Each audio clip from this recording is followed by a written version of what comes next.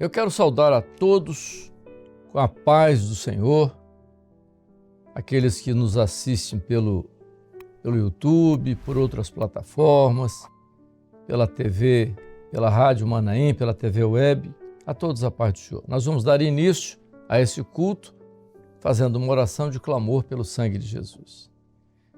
Senhor nosso Deus e Pai, clamamos pelo poder que há no sangue de Jesus e pedimos uma bênção especial para o culto desta noite. Dá-nos graça na Tua palavra, Senhor, nos abençoe, é o clamor que fazemos em nome de Jesus.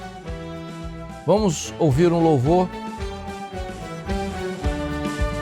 Como aconteceu em Jerusalém, aos seus discípulos Deus mandou poder, qual manda já poder a nós também, por isso damos glória, glória com poder, glória, glória, glória a Jesus, glória, glória, glória a Jesus, glória, glória, glória com poder, glória, glória, o fogo vai descer, a nossa igreja vai estremecer, quando o poder de Deus aqui descer, e quando o fogo santo aqui cair, a voz de Cristo todos vão ouvir, glória, glória, glória a Jesus, glória, glória, glória a Jesus, glória, glória, glória com poder, glória, glória, o fogo vai descer. Glória, glória, glória a Jesus,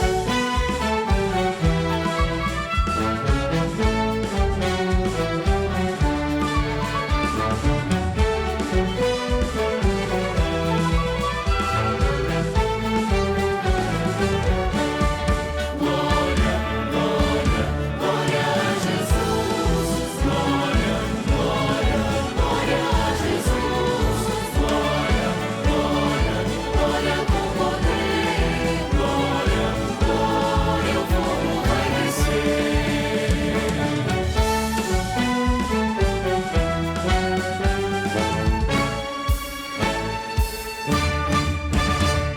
Amém, irmãos?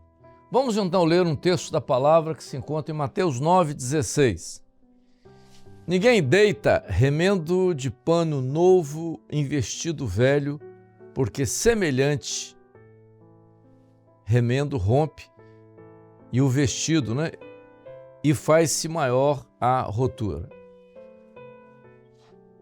Esse texto é muito interessante, A linguagem ali, a linguagem é daquele português de Portugal, Ninguém deita, Ninguém põe, ninguém coloca, mas aqui ele coloca ninguém deita, porque é a linguagem de português de Portugal, Nem se deita vinho novo em odres velhos, aliás, rompem-se os odres e entorna-se o vinho. Isso aqui é o outro texto, Mas o primeiro é rebendo novo em pano velho, e esse é odres, vinho novo em odres velhos. Então, nós vamos falar sobre esses dois textos nesse início para mostrar um lado importante da nossa experiência. Então, vejam, quando nós começamos como igreja, qual foi a nossa grande experiência? A nossa grande experiência no início foi um despertamento. E esse despertamento é profético, porque está na palavra, está na profecia do Joel, está naquilo que está no cumprimento dessa profecia do Pentecostes. Então, a nossa grande experiência de início foi batismo com o Espírito Santo e dons espirituais. Mas, inicialmente, em que situação nós viemos? Porque o grupo inicial surgiu dentro de igrejas tradicionais também chamadas igrejas históricas. Você diz assim, esse grupo de onde os irmãos estavam, surgiram, não tinha experiência de salvação, não tinha bênção? Não, tinham, eles eram crentes, servos de Deus, mas alguma coisa não estava indo muito bem. Havia alguma situação muito difícil e que preocupava. E que situação era essa que preocupava? Na década de 60, alguns escritores de evangélicos escreveram sobre a crise em que aqui no Brasil estava vivendo uma crise dentro das igrejas evangélicas por falta de crescimento, uma dificuldade na evangelização e tudo mais. Surgiu então, nessa época, na década de 60, mais para o final da década de 60, um movimento em todo o Brasil. Não era um movimento pentecostal, mas era um movimento de avivamento espiritual. E era um movimento interdenominacional. Todas as igrejas evangélicas históricas estavam envolvidas num projeto de reacender a evangelização a nível nacional. No meio desse projeto existiam crentes de igrejas tradicionais históricas e havia também pastores que eram pentecostais. A experiência que aconteceu com o nosso grupo foi que eles foram despertados para a experiência de batismo com o Espírito Santo e dons espirituais, que era uma experiência do movimento pentecostal. Por que isso? Porque dentro das igrejas tradicionais imperava, como impera ainda hoje, isso é notório em todas nas igrejas tradicionais, as chamadas correntes. Existem, por exemplo, uma corrente conservadora e uma corrente modernista. Isso até hoje existe. As correntes modernistas seguem uma linha modernista, né, que todo mundo já conhece. A Bíblia precisa ser repensada, a Bíblia não é a palavra de Deus, a Bíblia contém a palavra de Deus, e por aí vai uma série indefinida de coisas assim absurdas a respeito da Bíblia. Um outro grupo, porém, um pouco mais, cauteloso, e esse grupo conservador é um grupo assim mais do lado mais da ortodoxia, uma teologia mais ortodoxa, mais conservadora, mas que não concorda com esse movimento modernista, mas também não aceita nem nada sobre o movimento pentecostal. Mas dentro das igrejas chamadas igrejas históricas. Esse grupo surge exatamente nisso porque as igrejas estavam sofrendo isso. Quando esse grupo surge, qual a intenção inicial? É que dentro das igrejas onde eles estavam, acontecesse aquilo que o movimento estava vendo em volta, que era o movimento, que era o trabalho do movimento avivalista. Então, criar uma mudança dentro das igrejas de comportamento. Os jovens não se convertiam, os jovens estavam abandonando a igreja, então tinha que se mudar isso. De que forma tinha que se mudar isso? Queria se mudar isso, então a primeira experiência que eles tiveram, então, era batismo com o Espírito Santo e dom espiritual. Então eles queriam que isso acontecesse dentro das igrejas tradicionais, o que foi impossível devido à tradição das igrejas históricas. Elas não aceitavam isso. Qual foi a solução? A solução, claro, eles não puderam continuar lá, eles foram afastados, excluídos, porque aquilo ali não estava condizendo com aquilo que era a tradição da igreja na sua história, naquilo que era a sua doutrina básica, do seu fundamento e tudo mais, os seus princípios reformados, não, reformadores misturados com calvinismo. Bom, isso não é o caso. Então, o que aconteceu? Então, a igreja saiu de tudo isso, ela saiu disso. Para onde ela foi? Então ela tinha que ter uma caminhada sozinha, porque isso não era aceitado, não era aceitável pelas igrejas tradicionais. Então o grupo teve que caminhar sozinho. Como? Então agora nós não somos mais tradicionais, então nós somos pentecostais. Bom, então se nós somos pentecostais, a nossa linha é batismo com o Espírito Santo e dons espirituais. Só que a experiência pentecostal de batismo com o Espírito Santo e dons, isso tinha linhas também. Os movimentos pentecostais tinham linhas de pensamentos. Dentro, até hoje existem. Há movimentos pentecostais que dão ênfase à cura divina. Há outros movimentos pentecostais que dão ênfase a dom de línguas, somente a dom de línguas. Há outros movimentos, experiência mais com expulsão, né, de demônios, e outros, a chamada prosperidade, o evangelho da prosperidade. Enfim, eram linhas dentro dos movimentos pentecostais, como se chama de neopentecostais, isso não importa para nós. E nós começamos a ter uma dificuldade com relação a isso, porque havia necessidade de uma bênção do Senhor, mas o que era mais importante era se ouvir a voz do Senhor, porque era essa experiência. O que era dom, o que era batismo com o Espírito Santo? O que era dom espiritual? Então, dom espiritual era o Espírito Santo se revelando, mostrando. Começaram então, dentro disso, o grupo começou a se reunir e começamos a ter as primeiras experiências. Batismo com o Espírito Santo e dons espirituais. Ponto. Era o grande objetivo da igreja, que começou assim, um grupo pequeno com essa experiência. A igreja era muito pequenininha no início.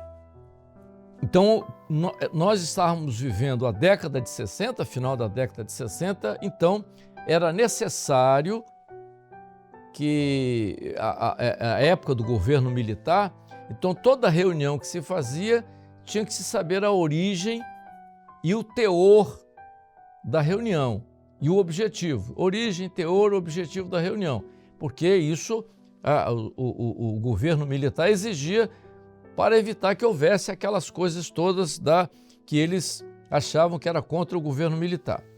Nós não éramos políticos, a nossa busca era espiritual, mas nós tínhamos que nos enquadrarmos dentro daquilo que eram as normas do governo. O que tinha que ser feito? Nós tínhamos então que registrar a igreja e criar um estatuto para a igreja. Então, como a igreja veio de uma origem, então o primeiro nome foi Igreja Cristã Presbiteriana, foi o primeiro nome da igreja. O grupo tinha vindo, essa igreja tinha abandonado esse nome, não é? E nós então adotamos o nome, Igreja Cristã Presbiteriana.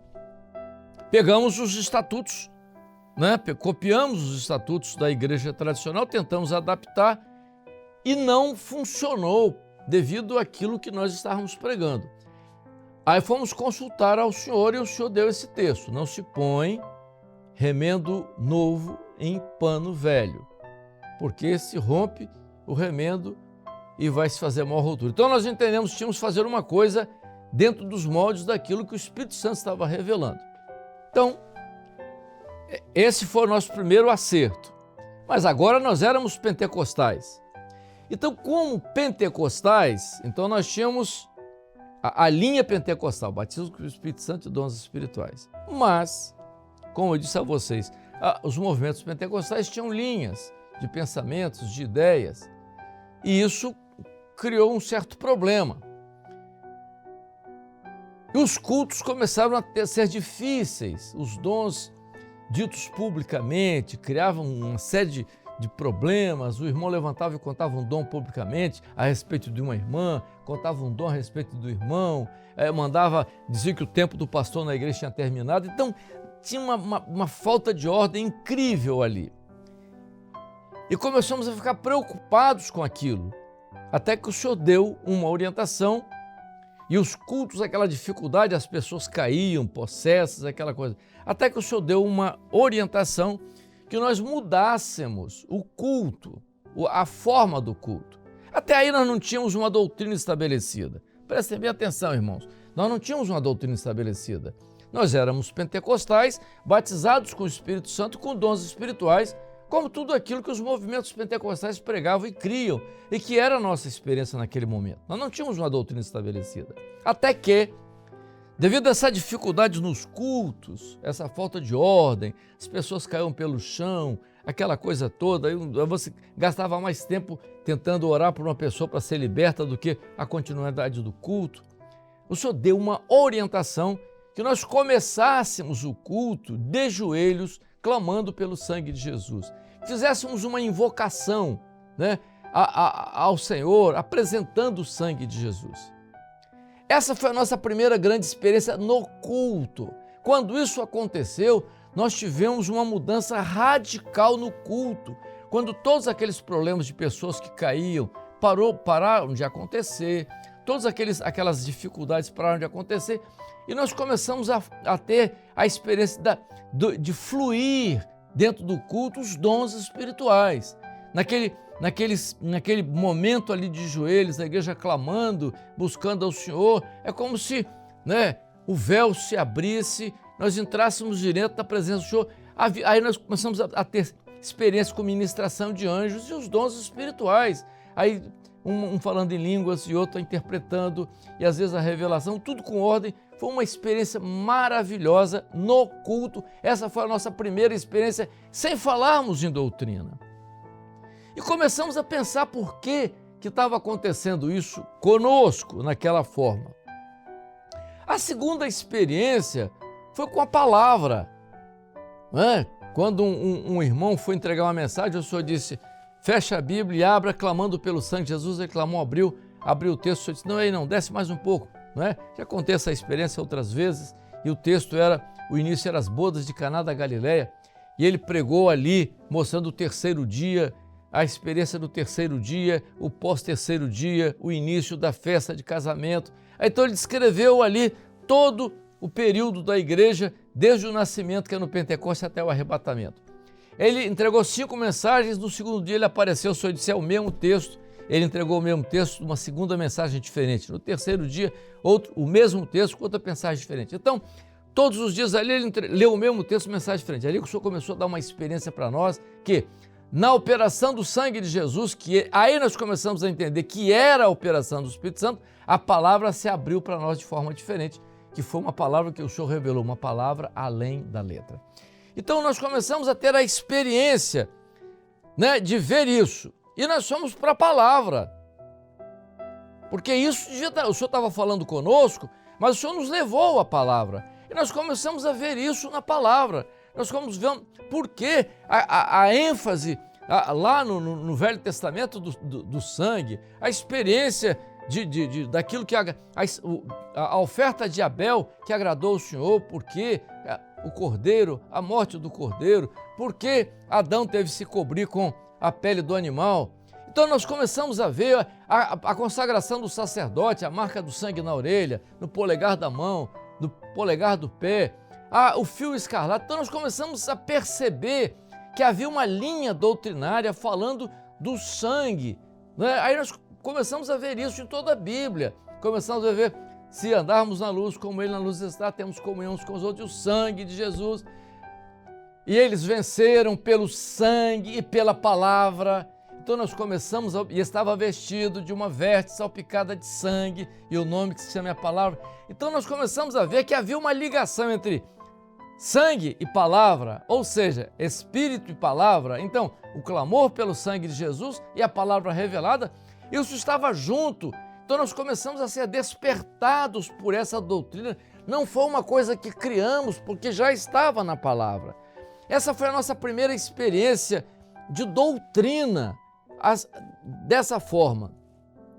A outra grande experiência no caminhar foi a experiência quando o Senhor começa a nos falar sobre o terceiro dia, quando o Senhor chamou a nossa atenção para a comunhão. Mas comunhão como? Era o partir do pão. Então o Senhor começou a mostrar a necessidade de entendermos que era corpo. Aí nós fomos para as cartas de Paulo, onde nós vimos as ênfases, não é? Primeiro na ceia, quando ele parte o pão e o vinho, mostrando ali o novo pacto, né? É pão e vinho, é corpo e sangue. Nós fomos para as cartas de Paulo, mostrando então corpo. E nós começamos a observar a partir daí que a doutrina central da obra que Deus queria realizar não é obra nossa, não pertence à Maranata, pode ser, qualquer irmão pode ter acesso a isso, ou qualquer grupo pode ter acesso a isso. Mas o Senhor queria nos chamar a atenção para aquilo que já acontecia na igreja primitiva, que é uma tríade.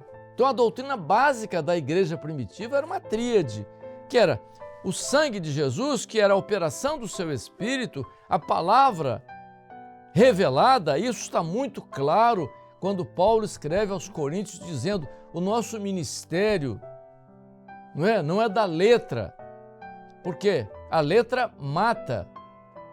O nosso ministério é o ministério do novo pacto. E o novo pacto não da letra, porque a letra mata, mas do Espírito que vivifica. Então nós começamos a entender que havia uma linha doutrinária na palavra apontando para isso. Então nos trouxe o sangue, a palavra, a igreja como corpo, e isso foi nos trazendo. E o Senhor foi aperfeiçoando, à medida que os anos foram passando, aperfeiçoando o nosso entendimento a respeito disso. Então, de onde nós saímos? Nós saímos de uma tradição, Queríamos sair de lá? Não, nós queríamos que a bênção que nós estávamos recebendo acontecesse lá. Foi impossível. O Senhor queria fazer uma coisa nova aqui. Por que a experiência... Aí eu volto aqui só um pouquinho que eu passei aqui só. Por que o texto de vinho novo em odres velhos? Quando nós tivemos uma reunião com o grupo lá em Goiânia, e nós queríamos participar de todo um grupo pentecostal.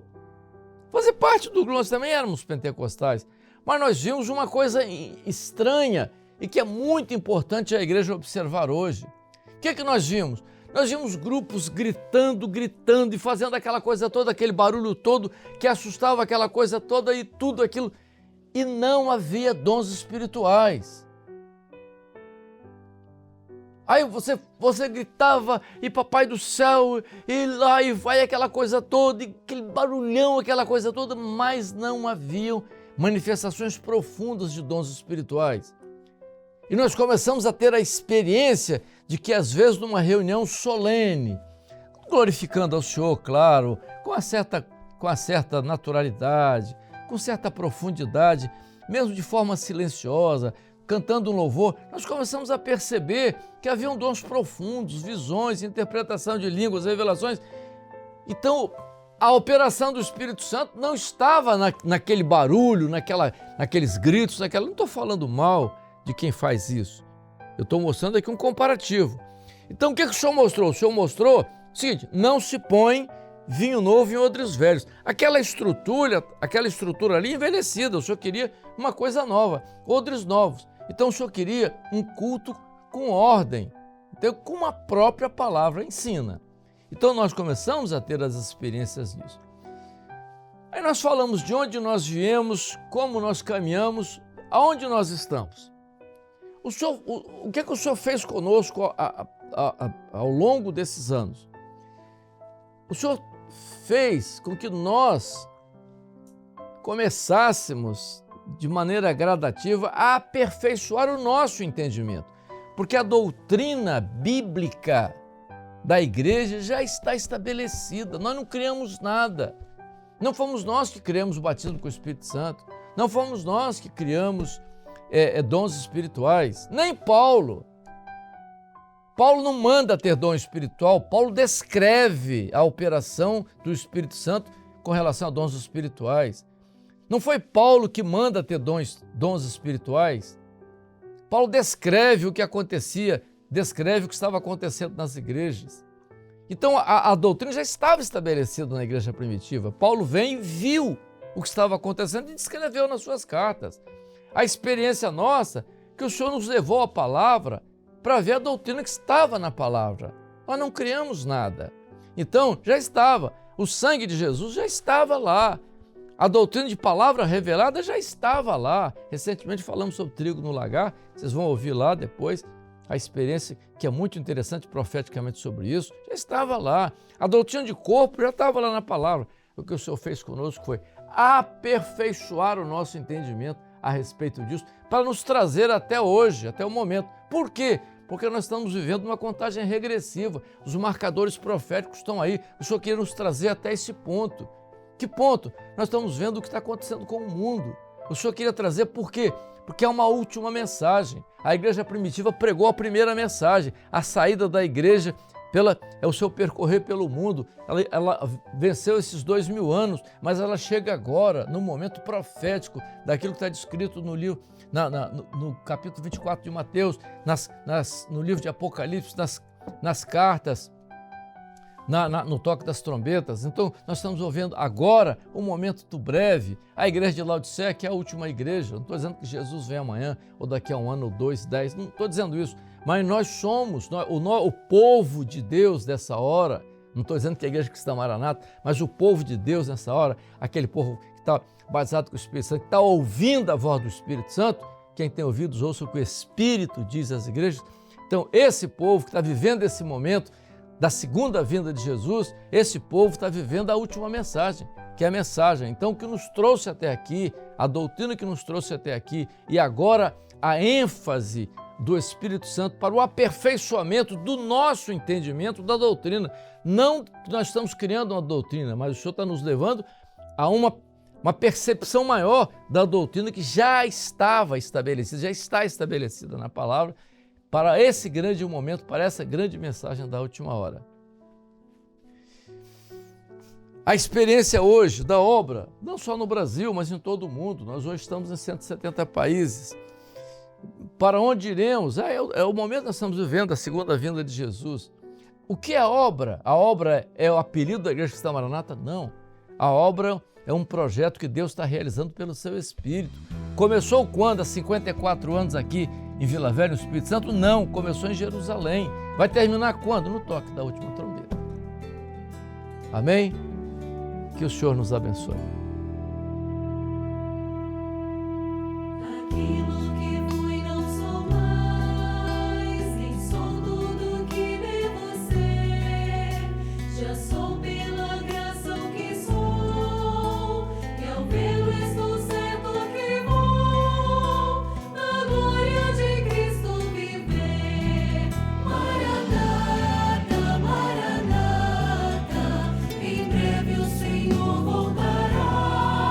Maranata, Maranata, Ele mesmo virá nos buscar. Eu morto pensei que vivia, já vivo e com Cristo morri. Para Ele estou ressuscitado, para o mundo estou crucificado, minha vida em Jesus escondi. Maranata, Maranata, em breve o Senhor voltará. Maranata, Maranata, Ele mesmo virá nos buscar. Minha alma gozando riquezas, tesouros que o mundo não dá. Caminha na doce esperança da vida em eterna bonança, na glória onde Jesus está. Maranata, Maranata, em breve o Senhor voltará. Maranata, Maranata, Ele mesmo virá nos buscar.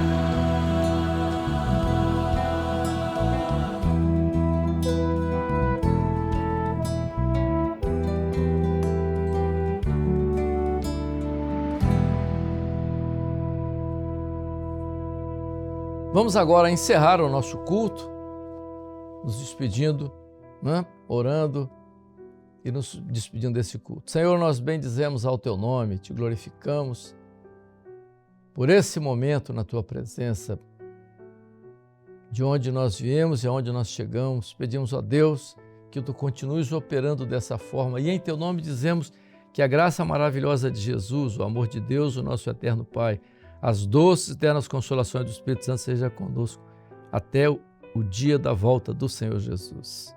Amém. Queríamos ainda informar, aí vai aparecer no rodapé da tela o nosso QR Code para atendimento àqueles irmãos que estão no exterior.